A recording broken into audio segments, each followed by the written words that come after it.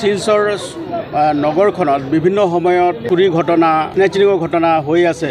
সেই সংক্ৰান্তত আমি যোৱা নিশা এটা বিশেষ অভিযান আৰম্ভ কৰিছিলোঁ আৰু 5টাত পুলিচৰ টিম আমি ইয়াত তৈয়াৰ কৰিছিলোঁ। গোটেই নিশা জুৰি আমাৰ এই অভিযান চলিছিলে আৰু এই অভিযান কালত আমি 17জনকৈ ব্যক্তি যিবিলাক হবিচুৱেল অফেণ্ডাৰো হয় আৰু তেওঁলোকে বিভিন্ন কেছত চুৰি ঘটনাত তেওঁলোকে অভিযুক্ত হয়। গতিকে তেওঁলোকক আমি ধৰিবলৈ সক্ষম হৈছোঁ আৰু তাৰ লগতে আমাৰ বহুতো সামগ্ৰী চুৰি কৰা সামগ্ৰী আমি উদ্ধাৰ কৰিবলৈ সক্ষম হৈছোঁ।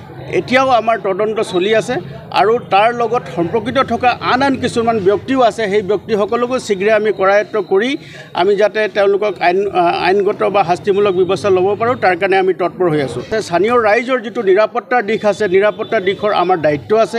তেওঁলোকে যাতে শান্তিৰে থাকিব পাৰে, তেওঁলোকে যাতে শান্তিৰে ল'ৰা ছোৱালী থাকিব পাৰে আৰু এই সৰু সুৰা যিবিলাক চুৰি ঘটনা আৰু তাৰ লগতে কিছুমান ক'ৰবাত বেটাৰী চুৰি কৰি লৈ গ'ল, ক'ৰবাত লেপটপ চুৰি কৰি লৈ গ'ল, এইবিলাক যিবিলাক ঘটনা হৈ আছে, এই ঘটনাটোৱে সমাজত এটা বিৰূপ এটা প্ৰতিক্ৰিয়াৰ সৃষ্টি হয়। গতিকে আমি ৰাইজৰ প্ৰতি আমি দায়বদ্ধ আৰু তেওঁলোকক এই যিবিলাক ঘটনাই যিবিলাক লোকে এই অস্বস্তিকৰ এটা পৰিৱেশ আৰু চুৰি কৰা ঘটনাৰ লগত জড়িত তেওঁলোকক আমি ধৰিবলৈ সক্ষম হৈছোঁ।